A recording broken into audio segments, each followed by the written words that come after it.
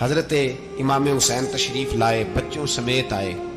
حور بن یزید ایک شخص تھا، حور بن یزید، حور بن یزید نام یاد رکھنا۔ حور بن یزید ایک مختصر سا لشکر لے کے اس نے امام حسین کو ایک جگہ پہ روکا، پھر دوسری جگہ پہ روکا، بالآخر تیسری جگہ پہ روکا تو امام حسین نے فرمایا جگہ کون سی ہے؟ کہا حضور کرب و بلا۔ فرمایا بس یہی خیمے لگا دو، یہی۔ حضرت سیدہ زینب نے پوچھا امام حسین سے کہ سارے زمانے نے روکا ہے، ٹھیک ہے آپ حق پہ ہیں، یہ بھی سب نے کہا ہے آپ حق پہ ہیں، پر روکا بھی سب نے، آپ روکے کیوں نہیں؟ تو ابن کثیر اور ابن اسیر لکھتے ہیں کہ امام حسین رو پڑے، کہنے لگے بہن میں رک جاتا پر میں نے رات کو نانا مصطفیٰ کو خواب میں دیکھا ہے۔ تو حضور نے فرمایا حسین اگر آج یہ رواج پڑ گیا نا یزید جیسے لوگوں کا تو قیامت تک پڑا رہے گا، پھر لوگ کہیں گے کوئی نکلا نہیں تھا تو ہمیں بھی نکلنا، پھر لوگ ظالموں کے سامنے گردنیں جھکانے کے عادی ہو جائے۔ میں کہتا رہتا ہوں، کہہ رہا ہوں، کربلا کی جنگ کفر اسلام کی جنگ نہیں، کفر اسلام کی جنگ نہیں کربلا کی، کیونکہ یزید تو بڑا پکا نمازی تھا، خطبہ دیتا تھا وہ تو۔ جب امام حسین رضی اللہ تعالیٰ عنہ نے کربلا کے میدان میں جمعے کا دن تھا تو یزید کے سامنے کو بات کرنی شروع کی عمر بن سعد کے سامنے، تو عمر بن سعد کہنے لگا حسین زیادہ باتیں نہ کر، ہمارا جمعہ لیٹ ہو رہا ہے، جنگ کے لیے تیار ہو، فٹافٹ آ۔ اہل بیت نبوت کو قتل کریں گے اور قتل کے بعد پھر نماز پڑھیں گے اور پھر کہیں گے اللہم صلی علی محمد وعلی آل محمد، اسی نماز میں پھر درود بھی پڑھیں گے۔ یہ کیسا مرتبہ ہے، کیسا انداز ہے، دوستی قاتل سے بھی مقتول سے یارانہ بھی۔ حور بن یزید امام حسین سے کہنے لگا مجھے حکم ہے آپ کو روکنے کا، آپ آگے نہیں جا سکتے۔ امام صاحب نے فرمایا وجہ؟ زمین اللہ کی ہے۔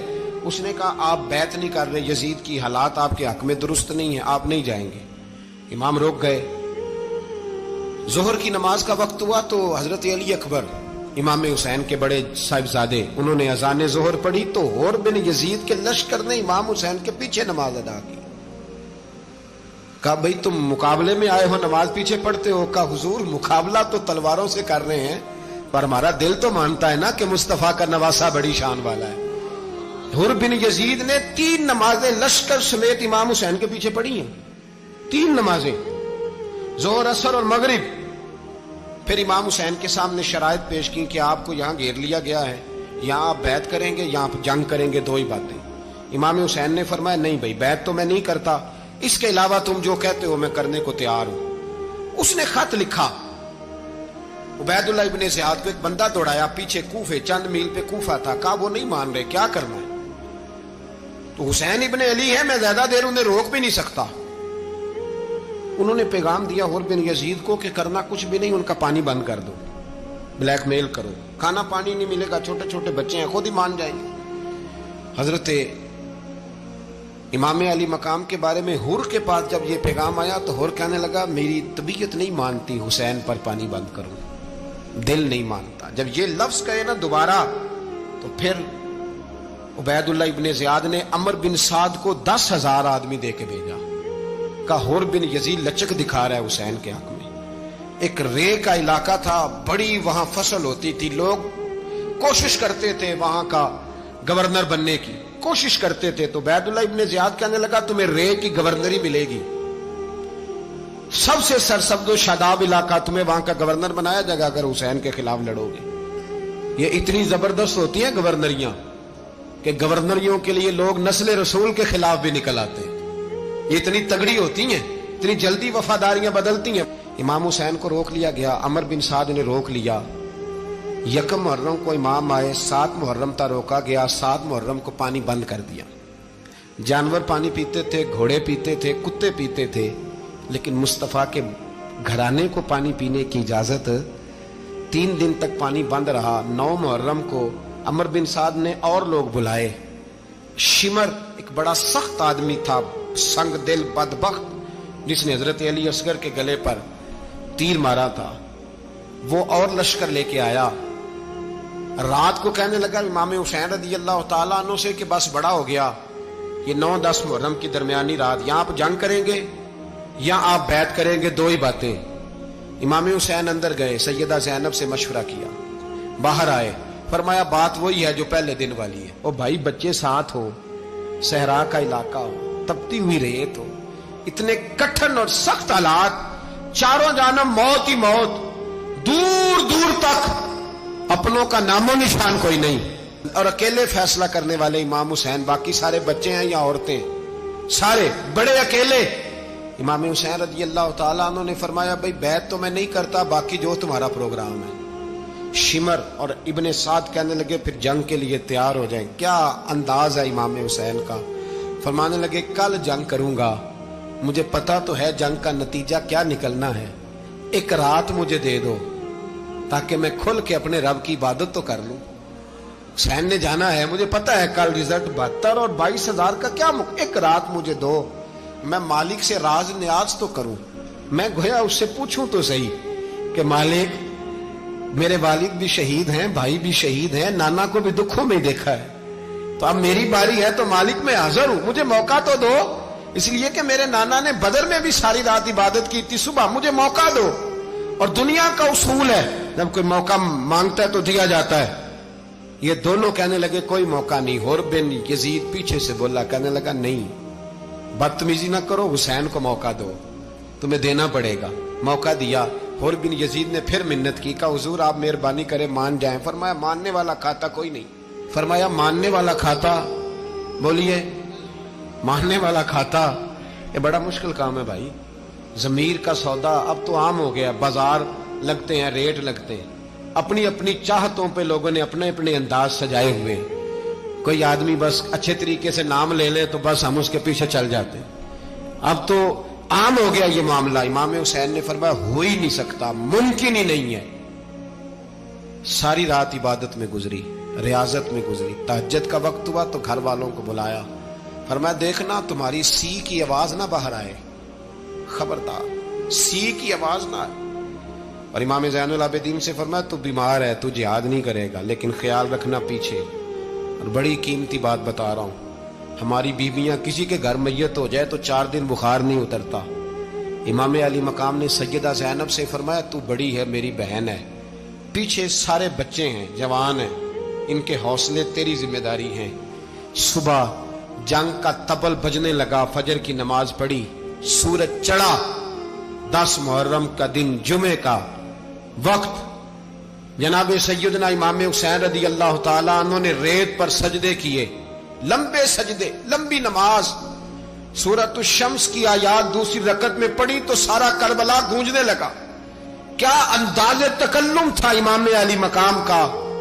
नमाज मुकम्मल हुई तो हुर बिन यजीद, अमर बिन साद और शीमर से कहने लगे वाकई हुसैन से लड़ोगे, पता नहीं कौन है। कुल्ला असालुकुम अलैहि अजरन, तुमने नहीं पढ़ा, इल्लल मवद्दत फिल कुर्बा, तुम्हारी आंखें बंद है। अल हसन वल हुसैन सय्यदु शबाब अहले जन्नह, तुम्हें नहीं पता। कहने लगा चुप कर, हुकूमत नजर आ रही है। और बिन यजीद कहने लगे फिर मेरा भी फैसला सुनो, मुझे हुकूमत नहीं चाहिए, मुझे जन्नत चाहिए, हुकूमत नहीं चाहिए। इमाम हुसैन की पहली फतह देखें, और बिन यजीद एड़ी लगा के ना यजीद के लश्कर से निकल के इमाम हुसैन के लश्कर में शामिल हो गया। और पहला शख्स जिसने इमाम हुसैन को रोका, इमाम हुसैन के नाम पर पहला सर भी इसी शख्स ने कटाया है। लेकिन यजीद की कब्र पे लानत भी कोई नहीं बरसाता, उसका महल था बहुत बड़ा। लेकिन जब लोग करबला में इमाम हुसैन को सलाम करने जाते हैं तो कदमों में हुर बिन यजीद का मजार भी बना हुआ है, उसको भी सलामी दी जाती है। और अब हम अकेला हुर बिन यजीद नहीं कहते, हम कहते हैं हुर बिन यजीद रदी अल्लाह ताला। अब हम इतनी ताजीम करते हैं उस हुर की। जनाबे इमाम हुसैन को मैदान में खड़ा किया गया, जिहाद का तबल बजा, पहले खुद्दाम आए। और सुन लो, आज वो पता नहीं बाजारी से लोग चढ़ गए स्टेजों पे, बाजारी से, ना चेहरे पे दाढ़ी है, ना सर पे कोई कपड़ा है, बाजारी लोग हैं, भाग रहे हैं, बाजू चढ़ाए हुए हैं, बटन खोले हुए हैं, तमाशा बना दिया। सुनने वालों का भी अल्लाह ही हाफिज है। वो स्टेज पे ये अहले बैत की शान बयान करता है, भाग के उधर जाता है, ये कोई तरीका है। सुनने वालों का भी अजीब अंदाज है, हर बंदे को सुनने बैठ जाते हैं। दीन मुहज्जब है, तहजीब वाला है, दलाइल रखता है, दीन वकार रखता है, ऐसे लोग अब दीन बयान करेंगे। हजरत सैयदना इमाम हुसैन रज़ी अल्लाह ताला अन्हु सुबह जब जिहाद का वक्त आया, पता है कौन कौन थे करबला में? امام حسین کے ساتھ امام حسین کے 4 بھائی تھے کربلا میں. کتنے؟ بول کے بتائیں. حضرت علی کے 4 بیٹے، عباس بن علی، جن کو حضرت عباس کہا جاتا ہے نا، علمدار، یہ حضرت علی کی دوسری زوجہ میں سے. عباس بن علی بھی تھے اور ابو بکر بن علی بھی تھے، عمر بن علی بھی تھے، عثمان بن، یہ حضرت علی کے بچوں کے نام ہیں. یہ آپ کے شہزادے امام حسین کے ساتھ شہید ہوئے. ان کا نام صرف اس لیے نہیں لیا جاتا کہ ان کا نام خلفائے ثلاثہ کے نام پہ، حضرت علی نے اپنے یاروں کے نام پہ رکھا ہے تو تم نے کربلا کے میدان سے خارج کر دیا. یہ تینوں شہزادے حضرت جناب سیدنا امام حسین کے ساتھ تھے، یہ بھی شہید ہوئے. حضرت جناب زینب امام حسین کی سگی بہن ہے. ان کے 2 بچے تھے، اون و محمد. جب امام حسین میدان میں جانے لگے تو جناب زینب بچوں سے کہنے لگی، نہ پہلے بھائی نہیں جائے گا، پہلے بھانجے جائیں گے.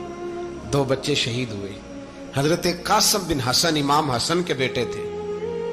وہ جب میدان میں جانے لگے تو امام حسین نے کہا، نہیں بھائی تو نہیں جائے گا، تو میرے بھائی کی نشانی ہے، میں جاؤں گا. تو حضرت قاسم بن حسن نے ایک تعویذ کھول کے دیا کہ ابا جی میرے والد نے کہا تھا جب بڑی مشکل آ جائے تو تعویذ کھول کے دیکھنا. تو آج بڑی مشکل آئی ہے تو میں نے تعویذ کھولا ہے، تو یہ دیکھیں کیا لکھا ہے. یہ تو رکا ہے، تعویذ ہے ہی نہیں. جب کھول کے دیکھا تو اس پہ لکھا تھا، قاسم اگر حسین پہ کوئی کڑا وقت آ جائے تو بیٹے کے آگے آگے رہنا، اگر کڑا وقت میرے بھائی پہ کبھی آ جائے نا، دیکھنا اس کے آگے آگے چلنا، اسے حسن کی کمی نہ محسوس ہو. پائیاں جیا ساک نہیں کوئی جے وچ خار نہ ہوئے. سیدنا امام حسین پہلی دفعہ کربلا میں اس وقت روئے جب یہ رکا. آپ نے دیکھا تو فرمایا ٹھیک ہے، اگر حسن کی یہ وصیت ہے تو میں نے زندگی میں اگر ان کی ہر بات مانی ہے اب بھی مانوں گا، تمہیں اجازت ہے. جناب قاسم بن حسن 16 سال کا جوان جب میدان میں نکلے تو ہائے ہائے پتہ نہیں کہاں سے آ گئی ہے. امام قاسم بن حسن جب میدان میں نکلے تو تبری سے لے کر علامہ ابو الاسناد صاحب سب کو پڑھ کے تو دیکھو. 3 دن کی پیاس ہے، شدید آزمائش ہے، دکھ ہے، تکلیفیں ہیں، پھر بھی پہلی دفعہ جب میدان میں گئے ہیں واپس آئے ہیں 19 لوگوں کو قتل کر کے واپس آئے. 19 لوگوں کو ایک بار میں حضرت ایسے ہی تماشا بنا دیا. مظلوم تھے وہ تو رو رہے تھے. ہر مقرر یہ کہہ رہا ہے کہ وہ تو بار بار کہ ابا پانی مل جائے، پانی آ جائے، ترس گئے. خدا کا خوف کرو، یہ دلیر لوگ تھے. ان کی باتیں آج بھی پڑھ کے دلیری پیدا ہوتی ہے، دلیری پیدا ہوتی ہے، دلیری. سناؤ قصہ خیبر کو تمامی اپنے بچوں کو. علی کی داستان سن کے دلوں سے ڈر نکلتا ہے.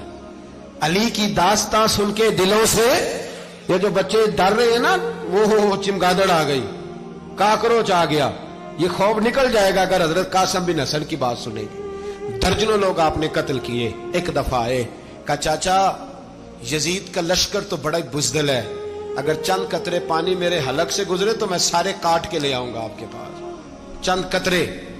لیکن تھوڑی دیر گزری، عمر بن سعد کہنے لگا اکیلے اکیلے جاؤ گے تو علی کا پوتا ہے، یہ سب کو مار دے گا، کٹھے جاؤ. چاروں جانب سے تیر برسے. ایک تیر لگا آ کے گردن کے پیچھے، بس جناب سیدنا قاسم بن حسن گھوڑے سے نیچے گرے. تو جناب زینب حوصلہ کر کے آنسو سمیٹ کے کہنے لگی میں دیکھ رہی ہوں پردے کے پیچھے سے حسین میرے بھائی کا بیٹا گر گیا ہے، جا اسے اٹھا کے لا. حضرت امام حسین ان کو اٹھا کے لائے تو امام حسین نے سینے سے لگایا ہوا تھا تو ان کے پیر، ان کا قد لگتا تھا امام حسین سے زیادہ ہے. اٹھا کے لایا، لٹا دیا گیا. امام حسین کے اپنے بڑے بیٹے میدان میں نکلنے کو علی اکبر نام ہے. جب جن لوگوں نے حضور کو نہیں دیکھا تھا وہ جب کہتے نا ہم نے نبی پاک کا دیدار نہیں کیا تو بتاؤ کس طرح کے تھے، تو بتایا جاتا تھا کہ جناب علی اکبر کا دیدار کرو، ہم شبیہ مصطفیٰ.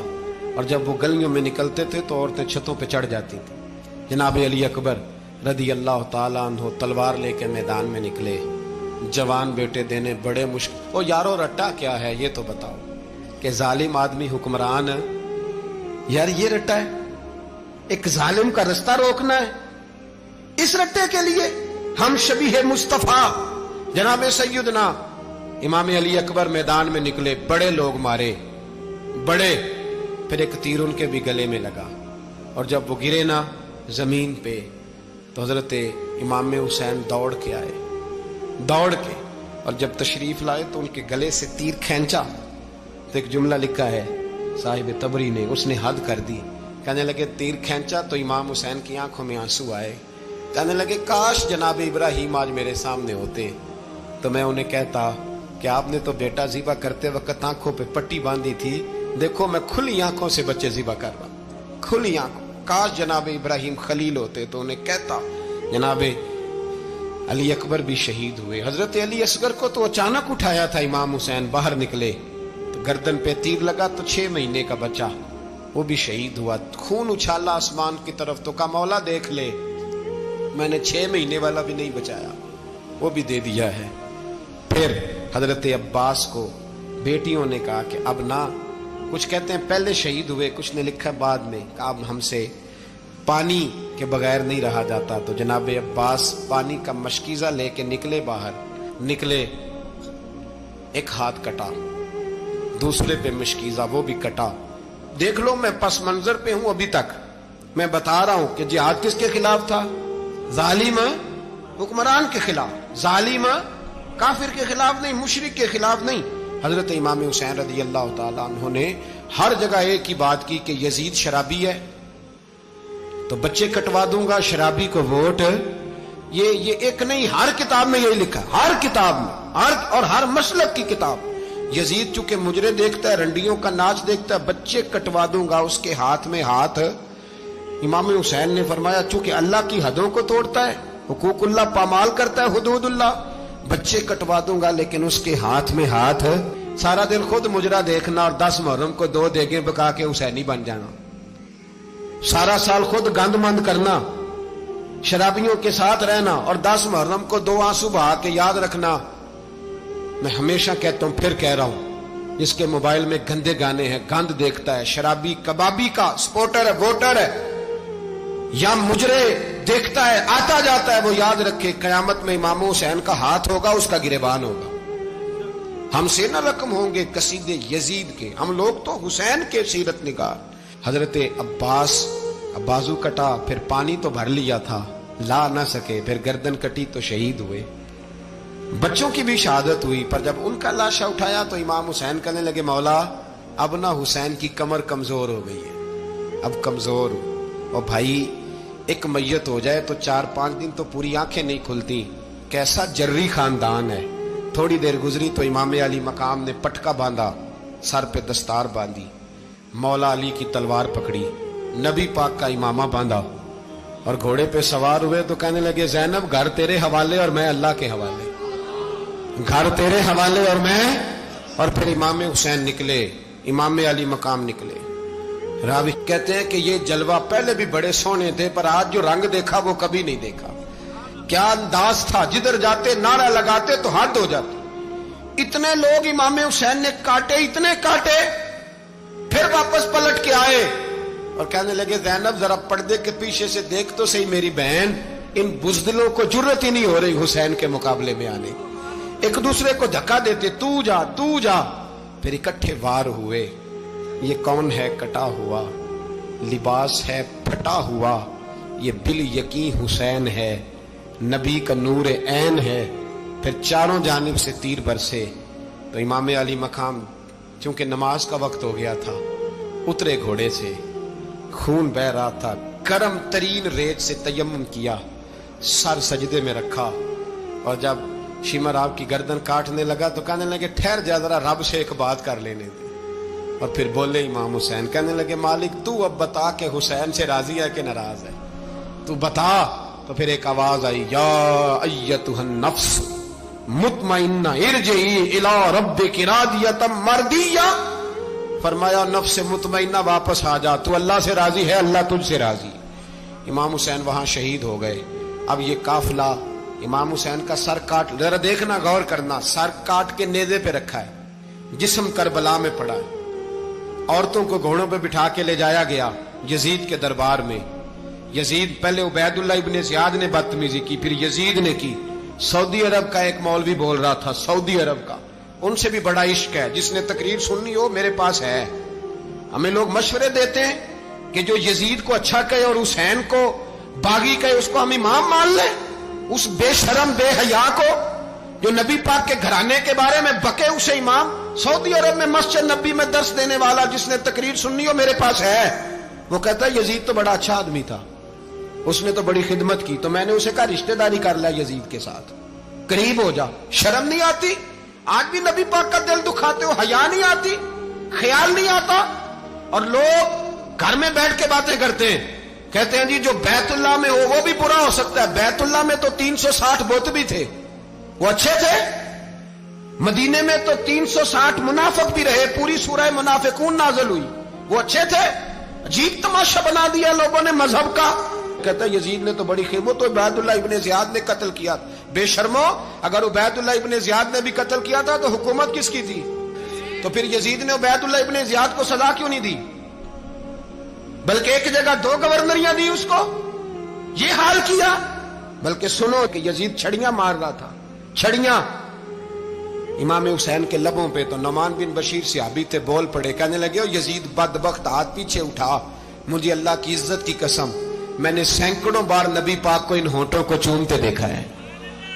حضرت جناب زینب عورتوں کے مجمع میں پیچھے ہو کے بیٹھی ہیں، یزید کے پاس جب پہنچا لشکر تو یزید کہنے لگا دیکھو اللہ نے مجھے عزت دی اور میرے مخالفوں کا کیا حال ہوا۔ تو بی بی زینب بول پڑی، اتنے صدمے سہے پر آواز توانا ہے، جاندار ہے، جاندار۔ ہمارا کسی بندے سے جائیداد کا رٹا نہیں، ہم تو چاہتے ہیں امت اکٹھی ہو جائے، لیکن جو بندہ نبی پاک کی ماں کو دوزخی کہے، حضور کے باپ کو جہنمی کہے، یزید کو امیر المومنین کہے، اس کے ساتھ اتفاق رائے کر لیا جائے، یہ مذہب ہماری سمجھ میں نہیں آتا، بالکل نہیں آتا، قطعاً نہیں ہماری سمجھ میں آتا۔ کیسے اتحاد کر لیا جائے؟ یہاں تو میرے بھائی جو ہمارے ابا کا مخالف ہو اس سے اتحاد نہیں ہوتا، اور جو نبی پاک کے والد کو دوزخی کہے اس سے اتحاد ہو جائے۔ کہتے ہیں جی وہ جی اتنی فرقہ واریت ہو گئی، ہم کس مسجد میں جائیں؟ 60 پارٹیاں پاکستان میں رجسٹرڈ ہیں جو الیکشن لڑتی ہیں، کبھی کسی بندے کو ٹینشن نہیں ہوئی کہ کس کے پاس جائیں کس کے پاس نہ جائیں، کبھی نہیں کوئی بولا کہ اب وہ بھی کھڑا ہو گیا، وہ بھی، کوئی ٹینشن نہیں۔ مذہب کی باری ٹینشن ہو جاتی ہے، اتنا بڑا مذہب ہوتا ہے بھائی، غلط بندے بھی آ جاتے ہیں بیچ میں، تھوڑا پہچان کے چلنا پڑتا ہے صحیح کون ہے اور غلط۔ اور یہی تو ہمیں امام حسین نے بتایا ہے کہ مذہب کے اندر ہی تم نے شناخت کرنی ہے کہ بندہ ٹھیک کون ہے اور بندہ غلط۔ یہی تو کربلا ہے، یہی تو امام حسین نے بتایا، کفر اسلام نہیں، حق اور باطل۔ تو سمجھیے گا حضرت سیدہ زینب نے جب سنا نا کہ یہ کہہ رہا ہے کہ مجھے اللہ نے عزت دی، تو جناب زینب بولی، نعمان بن بشیر کہتے ہیں بی بی بولی، اتنے صدمے ہیں پر جناب زینب بولی اللہ اکبر، اس انداز میں بولی کہ پہلے قرآن مجید کی آیت پڑھی، کہنے لگی وَتُعِزُّ مَن تَشَاءُ وَتُذِلُّ مَن تَشَاءُ بِيَدِكَ الْخَيْرُ إِنَّكَ عَلَىٰ كُلِّ شَيْءٍ قَدِيرٌ۔ اور پھر کہنے لگی یزید تو بکتا ہے، کہتا ہے کہ تو عزت والا ہو گیا، یہ تیری حکومت ہے، 4 دن گزرنے دے، تجھ پہ کوئی لعنت بھی نہیں برسائے گا، اور میرے بھائی کا قیامت تک ممبروں میں اور خطبوں میں ذکر ہوا کرے گا، وقت گزرنے دے۔ جب جناب بی بی زینب بول رہی تھی تو حضور کے ایک نابینا صحابی پاس بیٹھے تھے، جناب نعمان بن بشیر کا ہاتھ ہلایا، ہلا کے کہنے لگے کیا علی آ گئے؟ تو علی کی آواز لگتی ہے، جبریل امی بول رہے ہوں جیسے، حکمت کے گوہر رول رہے ہوں جیسے، دربار دمشق میں بی بی زینب کا خطاب، منبر پہ علی بول رہے ہوں جیسے۔ میرے بھائی بس کربلا والا قافلہ تو مدینے پہنچ گیا، 3 سال یزید نے حکومت کی، شرابیں عام ہو گئیں، مکے پہ حملہ ہوا، خانہ کعبہ کا غلاف جلا، مدینے پہ اس نے حملہ کیا، 3 دن مسجد نبوی میں اس نے گھوڑے باندھے، مسجد نبوی میں صحابہ کو نکال کے اپنا اس نے امام مقرر کیا، لیکن پھر امت نے اسے قبول نہ کیا، پھر وہ رسوا ہوا اور آج تک وہ رسوا ہے۔ لیکن امام حسین کا نام کل بھی زندہ تھا اور آج بھی۔ درس یہ ہے، پیغام یہ ہے، پیغام یہ ہے، یاد رکھو موت تیزی سے آ رہی ہے، ہمارے ساتھ والے دائیں بائیں والے سب چلے گئے، اسی طرح نمبر لگے گا، ایک دن اعلان ہوگا۔ ضمیر کے قیدی بن کے زندگی نہ گزارو، بالکل نہ گزارو، یہ تھوڑی سی زندگی ہے، دنیا سجن المومن۔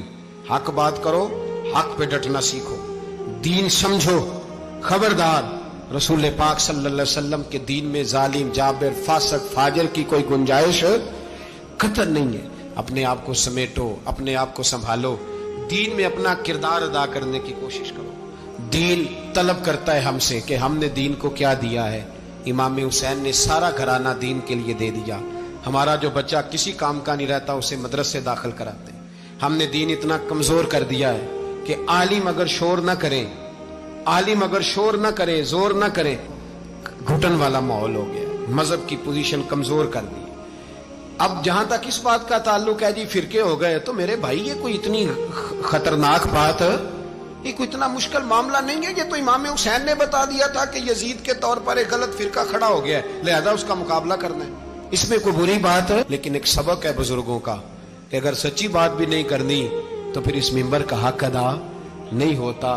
جو سچ بولے وہ حسینی ہے، جو ظالم کے سامنے کھڑا ہو جائے وہ حسینی ہے. جو مصلحت کوش ہو، جو کہے ٹائم نہیں، گراؤنڈ ریالٹی نہیں، حالات نہیں، طبیعت نہیں، موقع نہیں، تو ابھی امام حسین کے پیغام کو